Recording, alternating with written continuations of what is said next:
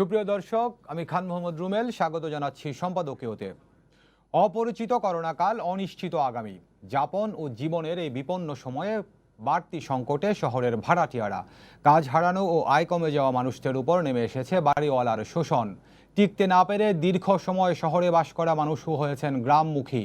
বাড়িওয়ালাদের এই শোষণ নতুন নয়, কোনো আইনেই তাদের আস্ফালন রোধ করা সম্ভব হচ্ছে না। এ নিয়ে আমাদের আজকের সম্পাদকীয় দিশেহারা ভাড়াটিয়া।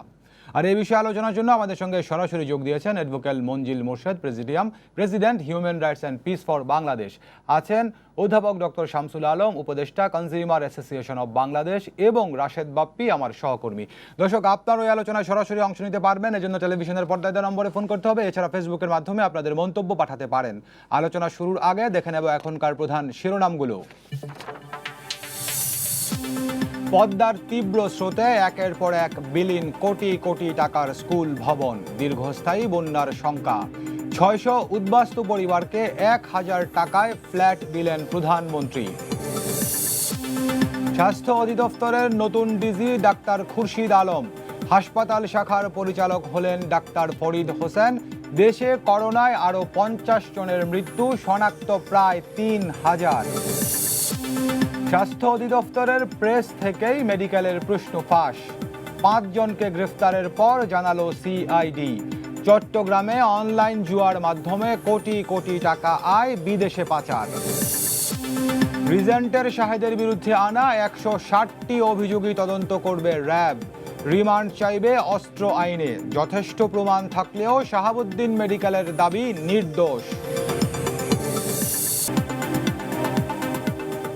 দর্শক, শিরোনাম দেখছিলেন, মূল আলোচনায় যেতে চাই। বলছি আজকে আমাদের আলোচনার শিরোনাম দিশেহারা ভাড়াটিয়া। ঢাকা শহরে ভাড়াটিয়া দ্বারা শোষণের শিকার হচ্ছেন, এই দাবিটি হচ্ছে ভাড়াটিয়াদের পক্ষ থেকে দীর্ঘদিনের। তবে এই করোনা আমরা এসে দেখেছি একের পর এক ভাড়াটিয়ারা বাড়ি ছাড়ছেন। কেউ এখন যে বাসায় থাকেন তার থেকে কম ভাড়ায় অন্য কোনো বাসা খুঁজে নেওয়ার চেষ্টা করছেন, কেউ বা একেবারেই ঢাকা শহর ছেড়ে গ্রামমুখী হতে বাধ্য করেছেন। কেন, কি তার কারণ, তা জানার চেষ্টা করেছেন আমাদের সহকর্মী রাশেদ বাপ্পি। তিনি একটি রিপোর্ট তৈরি করেছেন, রিপোর্টটি দেখে আমরা তারপরে মূল আলোচনায় যাব।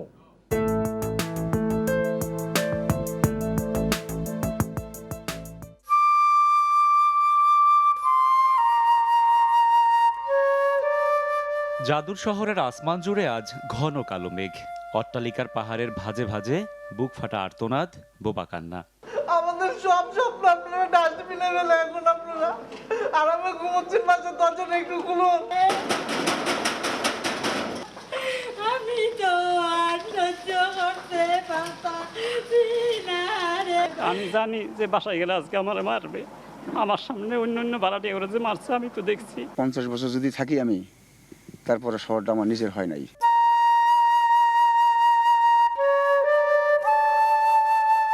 হঠাৎ করেই চোখের সামনে বদলে গেল চিরচেনা শহর। বহু বছর একই ছাদের নিচে বাস করেও আজ কেউ বাড়িওয়ালা, আবার কেউ ভাড়া দিতে না পারার ব্যর্থতায় বাড়ি ছাড়া। ওনাদের কাছে ভাড়ার কথা বলতে গেছি, ওনারা বললো যে সেতু বাচ্চার মতো কথা বলতেছেন কেন। সম্পর্কটা হলো যে এখন আমরা টাকা দিলে এখানে থাকতে পারবো, টাকা না দিলে থাকতে পারবো না। বাসা থেকে আমাদেরকে দূর দূর করে যেরকম কুকুরকে তাড়ানো হয়, এভাবে আমাদেরকে তাড়ানো হচ্ছে।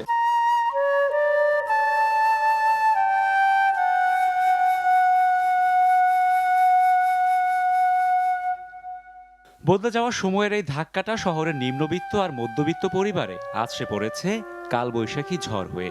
এদেরই একজন পারভিন। স্বামীর মৃত্যুর পর একাই আগলে রেখেছিলেন সংসার, কিন্তু করোনাকালের অমানবিকতায় শুধু তিনি নন, ক্ষতবিক্ষত একমাত্র শিশু সন্তানটিও। যে তোমরা আমার বাড়ি থেকে বের হয়ে যাও, তোমরা রুম ভাড়া দিতে পারো না, এটা বলছে। যেদিন একেবারেই আমরা 3টা মানুষ খালি হাতে, জায়গায় যা জামা কাপড় ছিল তাই নিয়ে চলে আসছি, ওই দিনের মতো কষ্ট তো আমার জীবনে মনে হয় না যে সামনে আর কিছু হবে।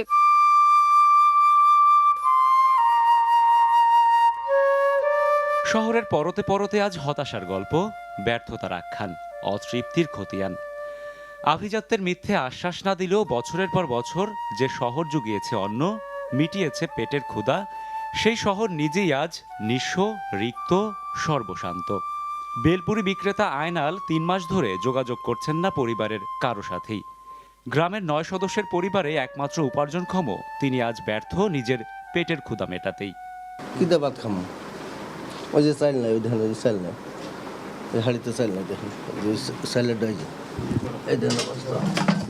এই দোকানগুলো বাকি আনি, দোকানদারও বাকি টাকা নিয়ে খুব আমাকে রাগারাগি করতে দেন। কালকেও সে খুব কাছে খুব ঝগড়া হয়েছে, আমার টাকা দেন আমার বাসা কেন বেরিয়ে যায়।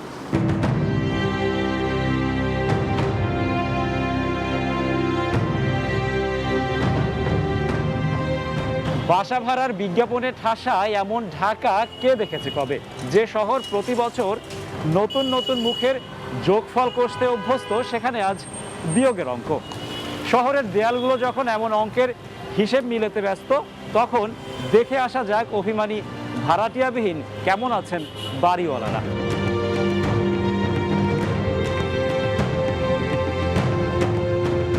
মিরপুর ১ নম্বর মাজার রোডের দোতলা এই বাড়িটির মালিক মুন্নি আক্তার।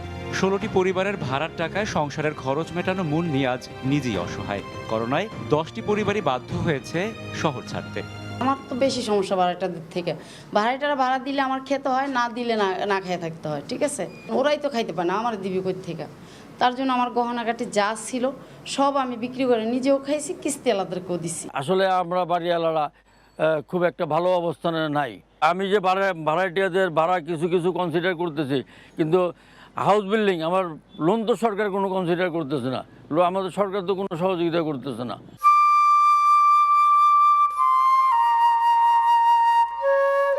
করোনার প্রাদুর্ভাব পাশে সরিয়ে ঘুরে আসতে চাই নগরজনের ঘর। দেখতে চাই কেমন আছেন 10 ভাগ বাড়িওয়ালার শহরের 90% ভাড়াটিয়া।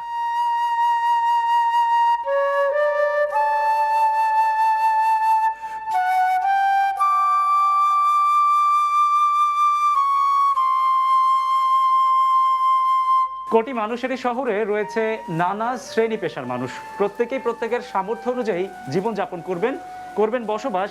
এটি স্বাভাবিক, এটি বাস্তবতা। তবে এ কেমন বসবাস যেখানে 7 তলায় বাড়িটির নিচতলায় অর্থাৎ বেজমেন্টে ঠাঁই হয়েছে 13টি পরিবারের অন্তত অর্ধশত মানুষের। অন্ধকারে ঠাসা অনেকটা ভূতুরে পরিবেশেই যাদের বসবাস।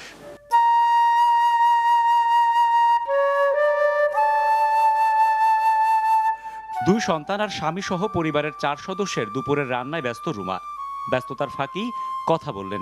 আন্ডারগ্রাউন্ডে তো মানুষজন গাড়ি রাখে, এখানে কি মানুষ বসবাস করে? হ্যাঁ, আমরা বসবাস করি। আমাদের তো কোনো জায়গা মনে করেন অত সম্পদ নাই যে ভালো একটা ফ্ল্যাট নিয়ে থাকুন। ভাড়া কেমন?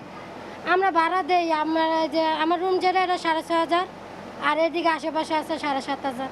একটু আপনার 6,500 টাকার রুমটা একটু দেখবো, আপনারা একটু আমার সঙ্গে আসুন। সামনে চলে।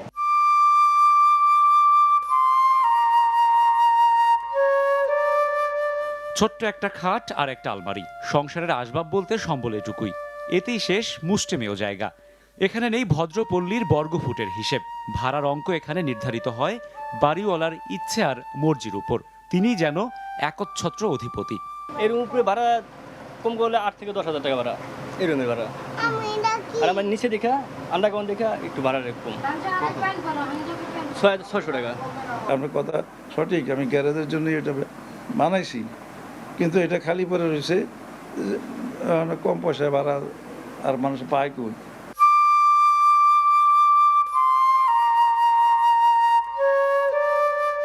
এ তো গেল নিম্নবিত্তের সংগ্রামী জীবনের গল্প। শহরের মধ্যবিত্ত শ্রেণীর কষ্টও কি কম কোনো অংশে? না পারেন মুখ ফুটে বলতে, না পারেন সহ্য করতে। মশিউর দম্পতি যেন এমনই এক মধ্যবিত্ত শ্রেণীর প্রতিনিধি। আমার স্যালারি বাড়ুক বা না বাড়ুক, ভাড়া কিন্তু গ্র্যাজুয়ালি বেড়েই যাচ্ছে। তারপর আমরা যে একটা সার্ভিস চার্জ দিচ্ছি, সেই সার্ভিস চার্জের বদলতে যে সার্ভিসগুলি পাওয়ার কথা, ওইটাও কিন্তু আমরা ঠিকমতো পাচ্ছি না। এই যে মনিব এবং প্রভু এবং প্রজাদের যে একটা এরকম সেই ব্রিটিশ আমলে বা ইয়েতে ছিল, সেই জিনিসটা টিল ডেট আছে। এবং তাদেরকে ভাড়াটিয়া মানে যা ভাড়াটিয়া মানে এরকম একটা ইস্যু, মানে তুচ্ছতা ছিল, সামথিং লাইক দ্যাট। আমার বাড়ি নাই দেখি আমি আপনার কাছে ভাড়াটিয়া হিসেবে আসছি। সো আমার যে প্রাপ্য সম্মান, আমার যে প্রাপ্য অধিকারটা, সেই অধিকারটা আমাকে দেওয়া উচিত। কনজিউমার অ্যাসোসিয়েশন অব বাংলাদেশের তথ্য বলছে, গত 25 বছরে শুধু রাজধানীতেই বাসা ভাড়া বেড়েছে প্রায় 400%। 2019 সালে নিম্ন ও মধ্যবিত্তের বাড়ি ভাড়া বাড়ে 8.18%। বস্তির ঘর ভাড়া 9.74 এবং মেসের ভাড়া বাড়ে 7.91%। শহরমুখী অভিবাসন বৃদ্ধির সঙ্গে প্রতি বছর পাল্লা দিয়ে ভাড়া বাড়লেও মিটছে কি ভাড়াটিয়ার ন্যূনতম অধিকার? ঢাকা শহরের বাড়িওয়ালারা মনে করে ঢাকাটা ওনাদেরই, যারা আমরা ঢাকার বাইরে থেকে আসি আসলে আমরা তো ডাস্টবিনের টিস্যু। বাড়িওয়ালা তার নির্দেশ দিয়ে দেয় আত্মীয় আসতে পারবে না, রাতের বেলায় জুতা গনে দেখে কয়টা জুতা আছে, তারপরে তার এখানের মধ্যে কোনো রকম এই লেট করে আসতে পারবেন না, 10টার সময় পরে আইবেন, 11টার পরে আইবেন, এ ধরনের আইন কানুন দিয়ে দেয়। তাহলে এই আইন কানুনগুলো এই ভাড়াটাকে মানতে হচ্ছে।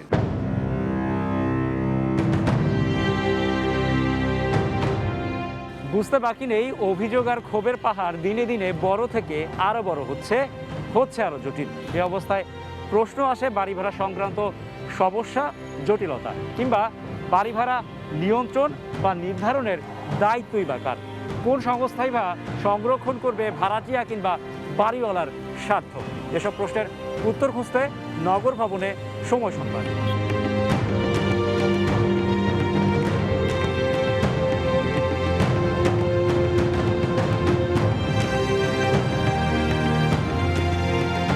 দীর্ঘ প্রতীক্ষার পর অনুমতি মিলল দক্ষিণ সিটির প্রধান নির্বাহী কক্ষে প্রবেশের। তবে নিষেধাজ্ঞার বেড়াজালে আটকে দেয়া হয় ক্যামেরা। কিন্তু বাড়ি ভাড়া বিষয়ে কোনো কথা বলতেই রাজি নন তিনি। পরে অবশ্য স্বীকার করলেন এই বিষয়ে তার অজ্ঞতা। আমি এখন কথা বলতে পারবো না, খুব ব্যস্ত। এবারের গন্তব্য রাজস্ব কর্মকর্তার কক্ষ। এখানেও হতে হয় হতাশ।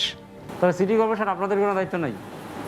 ভাড়া কমানোর বাড়ানোর ব্যাপারে আমাদের ইয়ে নেই, আমরা কর ধার্যের ক্ষেত্রে ইয়ে করি। বাড়ি ভাড়া নিয়ন্ত্রণ আইন 1991 অনুযায়ী বিরোধ মীমাংসা কিংবা ভাড়া নিয়ন্ত্রণ ও নির্ধারণে নিয়ন্ত্রক নিয়োগের কথা থাকলেও দায়িত্ব দেয়া হয়েছে সহকারী জজদের। এছাড়া আইনেও রয়ে গেছে নানা অসঙ্গতি। শতকরা 5 ভাগ বিরোধ আদালত পর্যন্ত গড়ায়নি। এই কারণে আমরা বলছি যে আইনটি একটি অকার্যকর আইন, কিন্তু তা সত্ত্বেও আমাদের সংসদ এই গত 20-30 বছরেও এই আইনটাকে সংশোধন করে যুগোপযোগী করার জন্য কোনো ব্যবস্থা গ্রহণ করেনি। দীর্ঘদিনের জটিলতা নিরসনে প্রচলিত আইন পরিমার্জন ও নাগরিক অধিকার নিশ্চিতে আলাদা কমিশন গঠন কিংবা নগর কর্তৃপক্ষকে দায়িত্ব নেওয়ার পরামর্শ বিশেষজ্ঞদের। সিটি কর্পোরেশন, পৌরসভা, উপজেলা পর্যায়ে যারা আছেন প্রধান নির্বাহী কর্মকর্তা, ওনারা ভাড়া বিরোধ সংক্রান্ত যে ধরনের বিরোধ হয় সেই বিরোধগুলো নিষ্পত্তির ক্ষেত্রে তারা কাজ করতে পারে, কিন্তু সেই কাজটিও করা হয়নি। তো তার মানে এটা হলো রাষ্ট্র ভাড়াটিয়াদের পক্ষে, ভাড়াটিয়াদের জন্য কোনো কিছু করার জন্য এগিয়ে আসছে, সেরকম কোনো সিমটম আমরা দেখছি না। যথাযথভাবে রাজস্ব অঞ্চল নির্ধারণ করে জনগণের সাথে সাশ্রয়ী ভাড়া এবং বাড়িওয়ালাকে সাশ্রয়ী সুদের একটি বন্দোবস্ত করা, এই কাজগুলো আত্মবোধী হয়নি। বাড়ি ভাড়াকে একটি সুনিয়ন্ত্রিত ব্যবস্থাপনায় আনা, এর কোনোটি আজ পর্যন্ত রাষ্ট্র করেনি। অবহেলা করেছে সিটি কর্পোরেশন, যাদের দায়িত্ব ছিল এই জায়গায় অম্বুডসম্যান বা মধ্যবর্তী কার্যক্রমের পরিচালনায় মধ্যস্থতাকারী হিসেবে কাজ করা। আমরা একই সঙ্গে দেখি যে ঋণ প্রদানের ক্ষেত্রেও বাড়ি তৈরি করা এবং বাড়ি পরিচালনার ব্যয়ে সরকারের আগ্রাসী মনোভাব এখনো কমেনি। ব্যাংক কোনো ধরনের সুবিধার ক্ষেত্রে দিচ্ছে না। শত হতাশা কিংবা আশাভঙ্গের মাঝেও স্বপ্ন মানুষকে বাঁচিয়ে রাখে, স্বপ্ন যোগায় টিকে থাকার রসদ। জাদুর শহরে আবারও হয়তো উড়বে স্বপ্নের ফানুস, যাকে ছুতে নগর ছেড়ে যাওয়া মানুষগুলোর মিছিল হয়তো আবারও হবে শহরমুখী। তখন কি তাদের আপন হবে এই মায়ার শহর?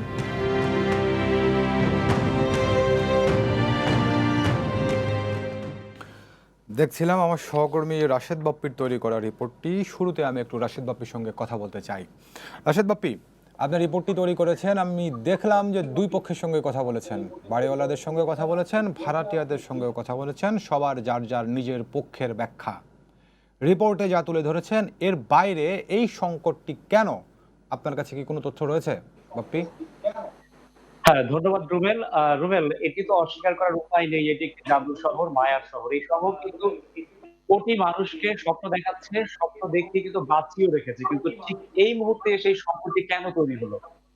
আমি সাধারণ যেসব মানুষের সঙ্গে কথা বলেছি, ভাড়াটিয়াদের সঙ্গে কথা বলেছি, এই সংকট কিন্তু একদিনের নয়। আমরা কেন 3 থেকে 4 মাস কেন মানুষগুলো তারা টিকে থাকতে পারলো না, টিকে থাকার লড়াইয়ে কেন তারা হেরে গিয়ে গ্রামে ছুটতে হলো? আমরা কথা বলে যেমনটা জেনেছি যে একটা মানুষ যখন তার আয়ের 70% বেশি অনেকের ক্ষেত্রে দেখা গিয়েছে, বা কারো কারো ক্ষেত্রে 50% যখন ব্যয় হয়ে যায় শুধুমাত্র বাড়ি ভাড়ার জন্য, তারপর কিন্তু তার আরো অনেক ধরনের খরচ আছে। তখন এই মানুষটি কিন্তু এই বছরের পর বছর ঢাকায় থেকেও কিন্তু তার কিন্তু কোনো সঞ্চয় নেই। সে কিন্তু এই ৩ থেকে ৪ মাস সে টিকে থাকতে পারল না। তাকে ঢাকা থেকে সরে যেতে হলো। সুতরাং বোঝাই যাচ্ছে যে এটি একদিনের সংকট নয়, দীর্ঘদিনের সংকট, এবং এই সংকট থেকে আমাদের কিন্তু মুক্তি মিলছে না। আপনি যেমনটা আমাকে প্রশ্ন করেছেন যে এর বাইরেও কি গল্প আছে, আমি একটু বলবো যে দুঃখ, যে হতাশার গল্প আমি এখানে বলতে পারিনি বা বুঝাতে পারিনি, সেটা হচ্ছে এই, আমরা প্রতিবেদনটিতে একটি চরিত্র দেখেছি, রুমা, যিনি হচ্ছে একটি বেসমেন্টে থাকেন, যেখানে গাড়ি থাকার কথা অথবা পরিত্যক্ত আসবাব থাকার কথা। সেখানে কিন্তু শুধু রুমা নন, প্রায় 13টি পরিবার বসবাস করেন। তবে সবচেয়ে দুঃখের বিষয় হচ্ছে এই নগরবাসী, এই নগরে যারা বসবাস করেন বা ভাড়া থাকেন, তারা কিন্তু নিজেদের অধিকারটুকু নিয়ে কথা বলতেও কিন্তু তারা ভুলে গিয়েছেন দীর্ঘদিনের শোষণ বৈষম্যের কারণে। আমরা কথা বলেছি রুমার স্বামীর সঙ্গে, তিনি বলেছেন যে উপরের যে তলা, সেই তলার রুম ভাড়া, তার যে রুম, সেই রুম ভাড়ার থেকে আরো বেশি, 10,000 টাকা, কিন্তু তিনি 6,500 টাকা দিয়ে সেই রুমে থাকতে পারছেন, যেখানে আলো ঢোকে না, সেখানে অক্সিজেন পাওয়াটাও খুব কষ্ট হয়ে যায়। সুতরাং এই বৈষম্য কিন্তু দীর্ঘদিনের, এবং মানুষগুলো কথা না বলতে বলতে তার অধিকার থেকে বঞ্চিত হতে হতে এমন একটা পর্যায়ে চলে গিয়েছেন যে তিনি তার কথাটুকু, ন্যায্য দাবিটুকু করতে পারছেন না।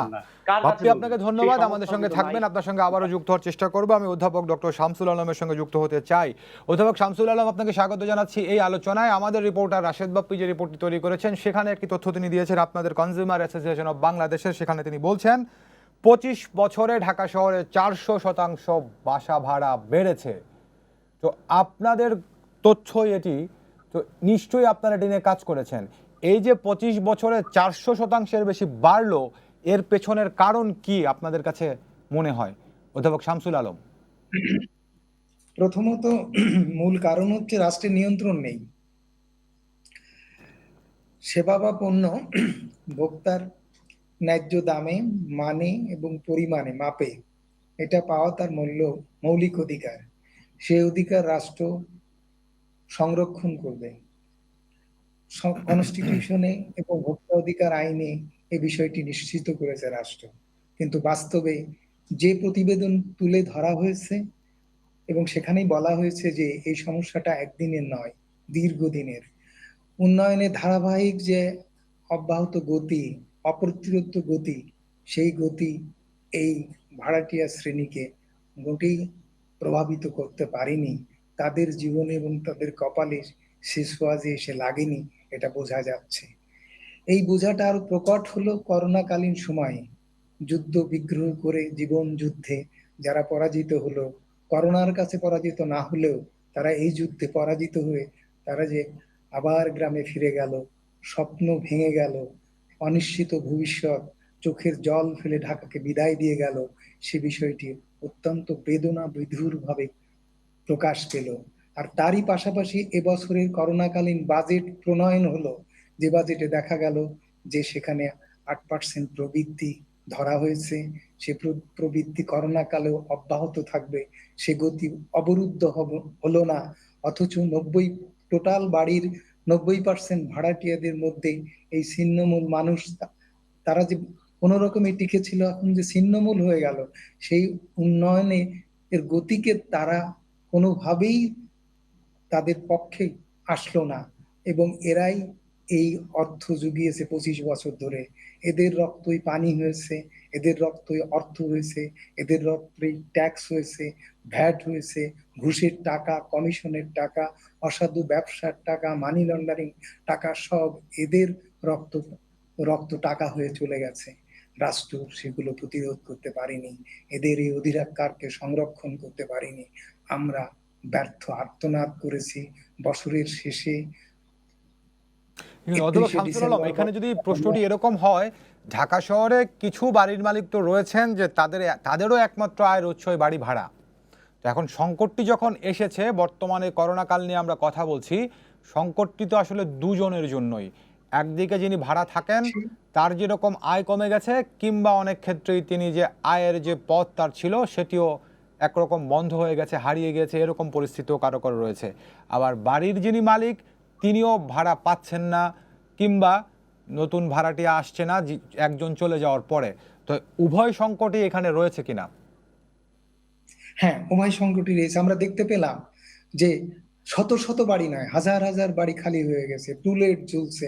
যেখানে বাড়ির সংকট ছিল, মানুষ খুঁজেও বাড়ি পেত না, বেশি ভাড়া দিয়েও পেত না, এরকম একটা সংকটের মধ্যেও কয়েক বছর আগে চলেছে, সেই জায়গাটায় দেখা যাচ্ছে বাড়ি খালি হয়ে গেছে। আমার আত্মীয় স্বজনদের মধ্যেও দেখেছি যে তাদের মাসের পর মাস ভাড়া পাচ্ছে না, এইরকম অবস্থা তৈরি হয়ে গেছে। সম্পদের অব্যবহৃত থেকে যাচ্ছে, সম্পদ অচল হয়ে গেছে, সচল হচ্ছে না। সেখানে অর্থনীতি প্রবাহে সেই অর্থ যোগ হচ্ছে না, ভোগ ব্যয়ে সেগুলো আসছে না। এগুলো অর্থনীতির জন্য অশনি সংকেত। এই ব্যাপারটা শুধু যে বাড়ি ভাড়াটে বা বাড়ির মালিকের উপরই নির্ভর করছে না, এখান থেকে অর্থনীতি সচল হওয়ার একটা রেভিনিউ সরকারের আসে, ব্যবসা বাণিজ্যে আসে, সেসব জায়গাতেও কিন্তু তার বিরূপ প্রভাব পড়ছে। আমরা এখানে ঠিক সাদা চোখে দেখতে পাচ্ছি। ধন্যবাদ স্যার, আমাদের সঙ্গে থাকবেন। আপনার সঙ্গে আবারও যুক্ত হব। আমি অ্যাডভোকেট মঞ্জিল মোর্শেদের সঙ্গে যুক্ত হতে চাই। অ্যাডভোকেট মঞ্জিল মোর্শেদ, আমি যতদূর জানি যে ঢাকা শহরের এই লাগামহীন বাড়ি ভাড়া নিয়ে আপনাকে রিট করেছিলেন। তো এখনকার প্রেক্ষাপট অর্থাৎ করোনা কাল যদি বলি যে দুই পক্ষই সংকটে রয়েছে, বাড়ির মালিক এবং যিনি ভাড়া থাকেন, কিন্তু এই লাগামহীন বাড়ি ভাড়ার বিষয়টি শুধুমাত্র কিন্তু এখনকার নয়, সেটি সারা বছরের সকল সময়ের। এখন হয়তো যারা ভাড়া থাকেন তাদের আয় কমে গেছে বলেই বাড়ি ছাড়ার হিড়িক পড়েছে, কেউ কেউ গ্রামেও চলে যাচ্ছেন। তো বাড়ি ভাড়া এত লাগামহীন হলো কেন? মঞ্জিল মোর্শেদ। ধন্যবাদ আপনাকে। দেখুন, আজকে যে রিপোর্টটা দেখলাম স্ক্রিনে, সেটা কিন্তু অত্যন্ত দুঃখজনক। এবং আপনি জানেন যে রাষ্ট্রের সমাজে বা রাষ্ট্রের ভিতরে যে সমস্ত সমস্যাগুলো থাকে সেগুলো সমাধান করা, আইন করে, আইন প্রয়োগ করে। কিন্তু আমরা দেখতে পাচ্ছি 1991 অর্থাৎ 91 সনে বাড়ি করার পর থেকে এই আজ পর্যন্ত ক্ষেত্রে রাষ্ট্র তেমনটা উদ্যোগী হয়নি, এবং উদ্যোগী না হওয়ার কারণে এই আইনটা একসময় অকার্যকর হয়েছে এবং সুযোগ সে গ্রহণ করেনি। এবং আমরা এই human rights and piece for বাংলাদেশের পক্ষ থেকে 6-7 বছর আগে শেষ পর্যন্ত আদালতে গিয়ে যে এই যে আইনটা রয়েছে সেইটা আইন এবং এখানে কিভাবে কার্যকর করা যায়, এবং আমরা কতগুলো সাজেশনও আদালতে রেখেছি বিশ্বের অন্যান্য দেশে যেভাবে আছে।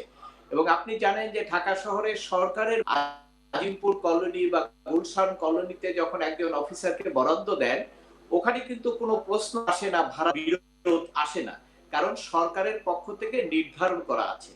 কিন্তু অন্যান্য বাড়ির কোনো ভাড়া নির্ধারণ না থাকার কারণে এই ভাড়াটি এবং বাড়ির মালিকদের মধ্যে বিরোধ সৃষ্টি হয়। তবে আমি বলবো সকল বাড়ির মালিক কিন্তু নয়। আমি নিজে একটা বাড়িতে 16 বছর, সেখানে করোনার পরে আমি একটা SMS পাঠিয়েছিলাম মালিক কলোনি 10% ভাড়া বাড়ান, এবং 1 জুলাইতে বাড়ানোর কথা, এবং আমি 30 তারিখে SMS-টা পাঠানোর পরে উনি সাথে সাথে SMS বলছে ঠিক আছে এবছর বাড়ানো হবে না।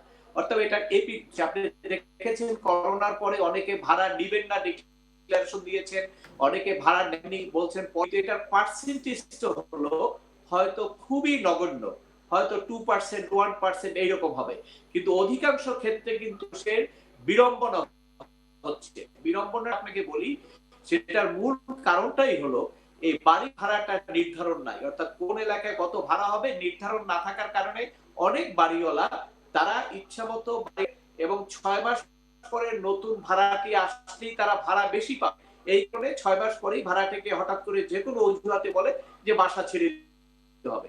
এখনকার কারণে যাকে বলা হলো সে যে প্রতিকার নিবে, সেই প্রতিকারের পথটা এত কঠিন, হতে যেতে হবে, কয়েক বছর ঘুরতে হবে, আইনজীবীকে ফিস দিতে হবে, এই না, যার ফলে এটাকে আমি বলি অকার্যকর। এবং এই কারণে আমরা আদালতে যাওয়ার কারণে প্রায় 4 বছর দীর্ঘ পরে একটা রায় হয়েছিল, আদালত একটা রায় দিয়েছিলেন, এবং সেটা কিন্তু আপনারা সকল মিডিয়ায় প্রকাশিত হয়েছে যে আমাদের এই আইন, যদিও দুর্ভাগ্যক্রমে বিচারক মারা যাওয়ার কারণে রায়টা কার্যকরী হয়নি, এখন অন্য একটা আদালতে শুনানিতে আছে, সেখানেও শুনানি শেষ পর্যায়ে, কিন্তু সরকারের যারা আছেন তার যে বাড়ি ভাড়া নিয়ে সমস্যাটা কোথায়, সেই সমস্যাগুলো কমিশন গঠন করে যদি বাড়ি ভাড়াটা নির্ধারণ করে দেওয়া হতো, অথবা বিরোধ মীমাংসার জন্য যদি প্রত্যেকটা ওয়ার্ড বেসিসে বাড়ি ভাড়া নিয়ন্ত্রক নিয়োগ করে দেওয়া হতো, তাহলে কিন্তু এই সমস্যাগুলো হতো না।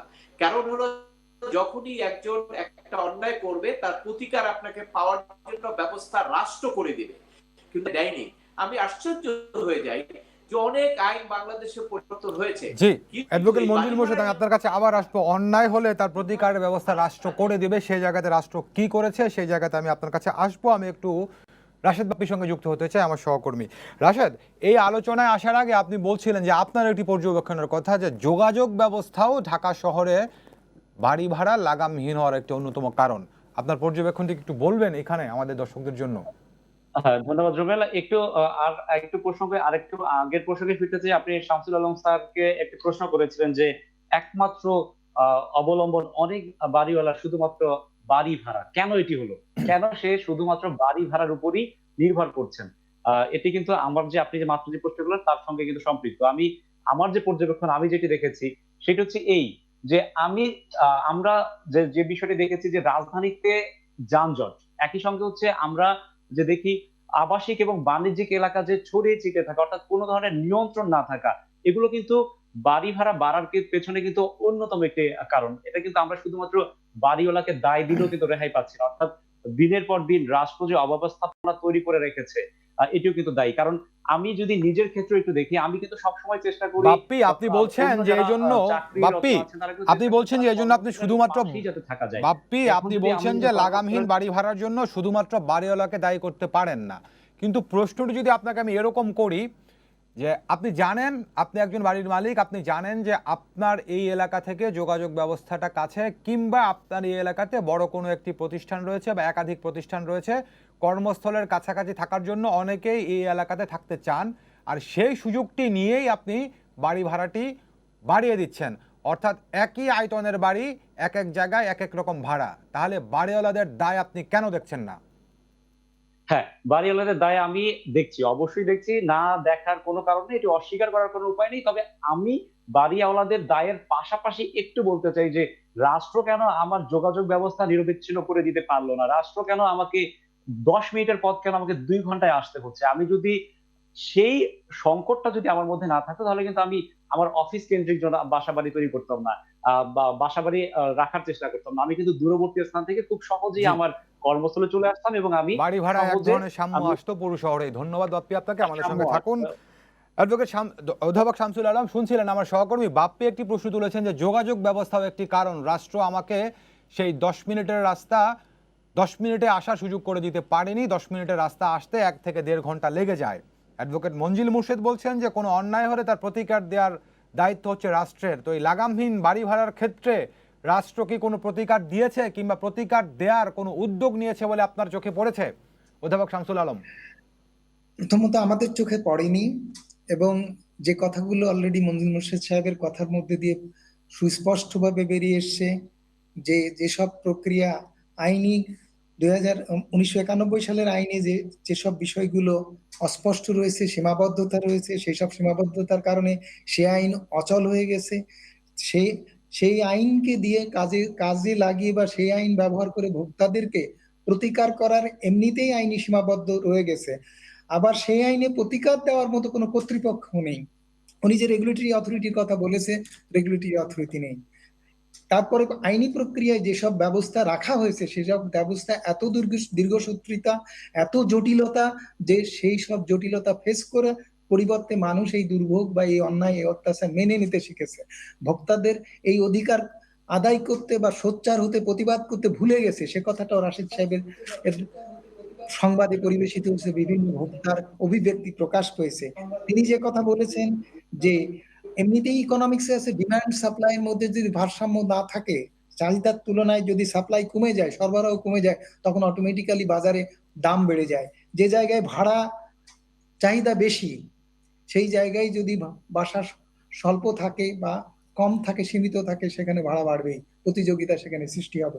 সুতরাং তিনি যে যোগাযোগ ব্যবস্থার একটা যে যৌক্তিকতার জায়গাটা ভাড়া বৃদ্ধি তুলে ধরেছে, সেটাও একটা ব্যাপার।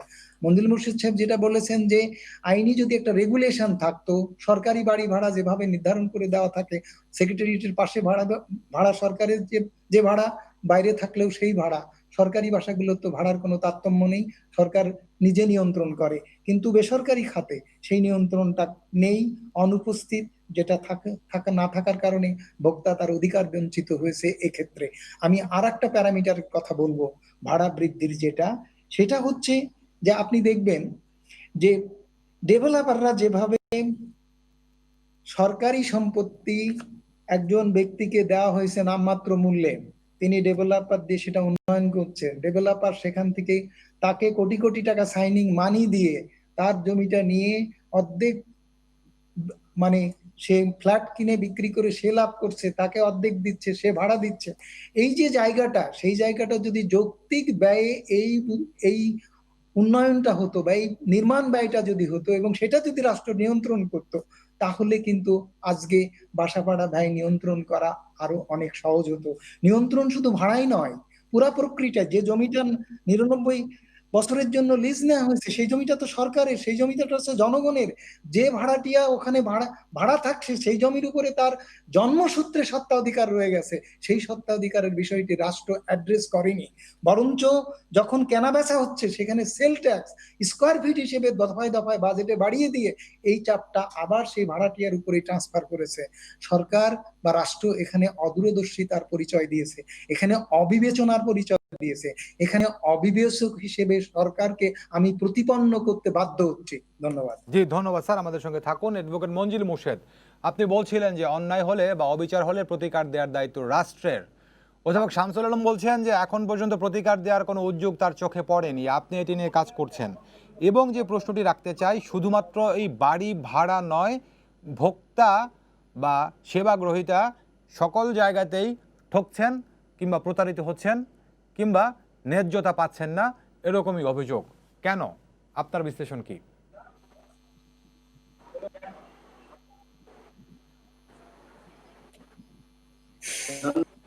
দেখুন, আপনার এই যে প্রশ্নটা যে বাড়ি ভাড়া সংক্রান্ত বিরোধ, এখানে রাষ্ট্রের দায়িত্ব সেখানে কি ব্যর্থতা আছে, সেটা তো আমাদের যে কোনো কথার মাধ্যমেই এটা স্পষ্ট হয়েছে।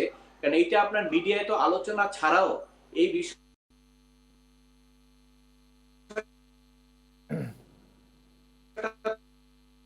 তো ভুক্তি করতে পারে না।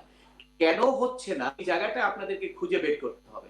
অনেক বিষয় কিন্তু রাষ্ট্র আইন করছেন, প্রয়োজন হলে আইন পরিবর্তন করছেন, আইন বাতিল করে আইন করছেন, কিন্তু রাষ্ট্র এই কারণ হলো রাষ্ট্র করে, রাষ্ট্রের ক্ষমতায় যারা থাকেন এবং সর্বোচ্চ পর্যায়ে যারা আছেন তাদের এই ভাড়া নিয়ে তেমন একটা দুশ্চিন্তা নেই।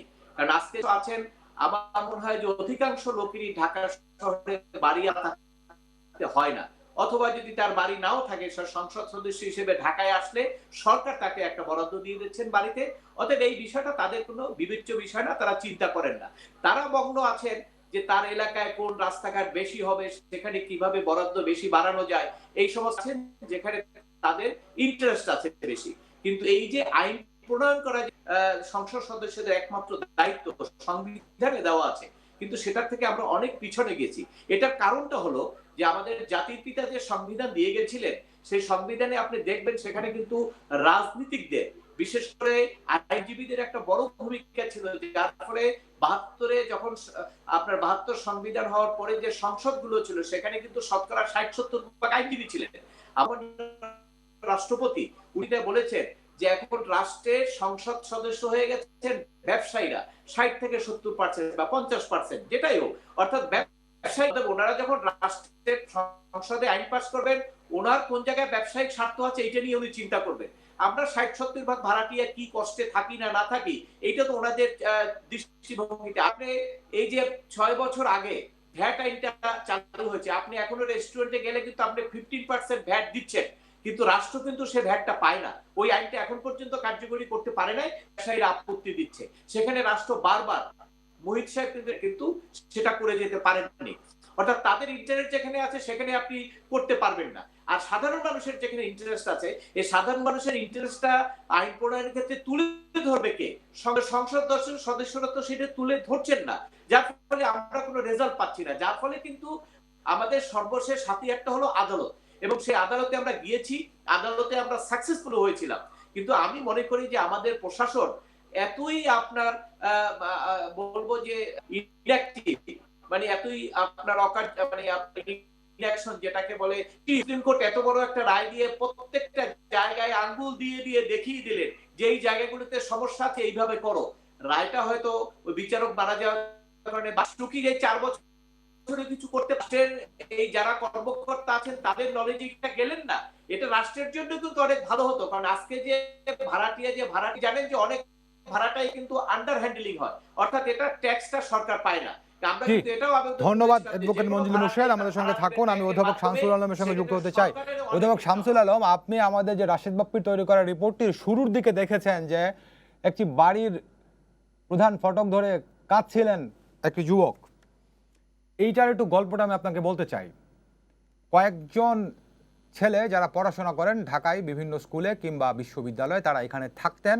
এই করোনার ছুটিতে তারা বাড়ি চলে গিয়েছিলেন এবং সেই শিক্ষার্থীদের দাবি যে তারা বাড়িতে থেকেও টাকাগুলো শোধ করেছিলেন, 1 মাসের ভাড়া বাকি পড়েছিল। আর সেই কারণে এই যিনি বাড়ির মালিক তিনি সেই শিক্ষার্থীদের সার্টিফিকেট থেকে শুরু করে অন্যান্য যত আনুষঙ্গিক জিনিসপত্র ছিল সব ডাস্টবিনে ফেলে দিয়েছিলেন। তো এই হচ্ছে এইটির গল্প। তো এখানে আমি বলতে চাই শুধুমাত্র লাগামহীন ভাড়া কিংবা ভাড়াটিয়া শোষণ এসবই নয়, এ শহরটা কি দিন দিন অমানবিক হয়ে উঠছে? মানুষগুলো কি আসলে খুব বেশি হিংসাত্মক হয়ে উঠছে? আপনি যে কথা বললেন এর জলজান্ত শিকার আমি নিজে। আমার ছাত্ররা এইরকম মাসে থাকতো, তারা বাড়ি চলে গেছে ঠিক আপনার মতো একই ঘটনা। তাদের সার্টিফিকেট, বই, খাতাপত্র সব ফেলে দেওয়া হয়েছে, সব কিছু ধ্বংস করে দেওয়া হয়েছে। তারা সেগুলো পুনরুদ্ধার করতে পারেনি। আমার কাছে তারা আবেদন করে জানিয়েছে আমি এর প্রতিকার কোথায় যেতে পারি, আমি তাদেরকে কোনো পরামর্শ দিতে পারিনি। তাহলে আপনি যে বললেন যে আমরা এই শহর কি মানুষকে একদিকে শোষণ করছে, একদিকে মানুষকে নির্মম বর্বর করে তুলছে, মানুষকে মানবিক গুণ মানুষের মধ্যে থেকে বিদায় নিচ্ছে। এই ছেলে অসহায় হয়ে কাঁদছে আজকে। এই ছেলে তার প্রতিকারের জন্য সে যদি উল্টা আচরণটা করতো তাহলে সেখানে কি সংঘাত সৃষ্টি হয়ে যেত না? আজ এক্ষেত্রে সংঘাত সৃষ্টি হয়নি, কিন্তু অন্য আরেকটা ক্ষেত্রে কি সংঘাত আসন্ন নয়? সেই সংঘাতকে একটা সামাজিক অস্থিরতা জন্ম দেবে না? সে বিষয়টিকে আমরা অতীতের অনেক সংঘাত, অনেক ধরনের বিপর্যয়, সামাজিক দুর্ঘটনা, এসব কিছু আমাদের ইতিহাস এগুলো কি মনে করে না? একটা যুবক হচ্ছে একটা প্রতিবাদের প্রতীক। তার উপরে এত বড় একটা অন্যায় হয়ে গেছে, অন্যায় হচ্ছে, সে নির্বিচারে অসহায়ের মতো সে অসহায়ত্ব প্রকাশ করে সে অঝরে কাঁদছে। এটা যুবকের একটা ক্ষণিকের অভিব্যক্তি, এটা যুবকের পরিচয় নয়। এই যুবক এর প্রতিবাদী হয়ে উঠবে এবং সে প্রতিবাদ শুধু ভাড়াটিয়ার জন্য নয়। আমরা যত রকমের অব্যবস্থার কথা আমরা 4 জনে মিলে যে আলোচনা করছি, সেই 4 জনের মধ্য থেকে যে ধরনের অসহায়ত্ব, আমরা সবাই কিন্তু অসহায়ত্বের জায়গাতে আমাদের অভিব্যক্তি প্রকাশ করছি, সেই অসহায়তা আমরা প্রকাশ করব, কিন্তু তার প্রতিবাদ ওদের ভিতর থেকে আসবে। ওরা কিন্তু তৈরি হয়ে আসছে। এটা শাসক গোষ্ঠীকে এটা খেয়াল করতে হবে, এটা বিবেচনায় রাখতে হবে। তাদের অস্তিত্বের প্রশ্ন এখানে জড়িত। আমি আজকে শিক্ষক, শেষ বয়সে পৌঁছে গেছি, কয়দিন বেঁচে থাকবো জানি না, তবে আমি নিজে নই, আমি ওদের নিরাপত্তার জন্য দুশ্চিন্তাগ্রস্ত, উদ্বিগ্ন। যারা এদের অধিকার সুরক্ষার দায়িত্ব নিয়ে এদেরকে অধিকার সুরক্ষা করছে না, এদেরকে লুণ্ঠন করছে, শোষণ করছে, আর এদেরকে এরকম অসহায় হয়ে কাঁদবার মতো পরিস্থিতি তৈরি করে তিনি নির্বিকার থাকছেন। জি স্যার, আপনাকে অসংখ্য ধন্যবাদ। আমরাও আশা করি সকল অসাম্য দূর হবে, মানুষের মধ্যে সহনশীলতা আসবে এবং একটি মানবিক শহর, একটি মানবিক দেশ প্রতিষ্ঠিত হবে, সেই প্রত্যাশা আমাদের। অ্যাডভোকেট মঞ্জিল মুর্শেদ, আপনাকে অসংখ্য ধন্যবাদ। ধন্যবাদ অধ্যাপক ডক্টর শামসুল আলমকে, সেই সঙ্গে আমার সহকর্মী রাশেদ বাপ্পিকেও ধন্যবাদ জানাচ্ছি। দর্শক, আপনাদের সবাইকে ধন্যবাদ জানিয়ে শেষ করছি আজকে সম্পাদকীয়। আগামীকাল আবারও দেখা হবে রাত 10টায়। দেখার আমন্ত্রণ রইল। শুভরাত্রি।